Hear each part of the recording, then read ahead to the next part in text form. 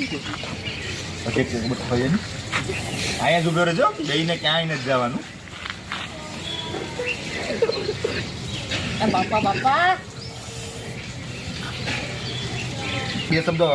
આપણા family member તમે હજી આવી એક વેફર લઈ આવો તો અમને કઈ ફરક ન પડે આ કઈ તીખી વેફર નથી બાપા ખાઈ જ જા આવી વેફર આપણે કઈ થાય નહીં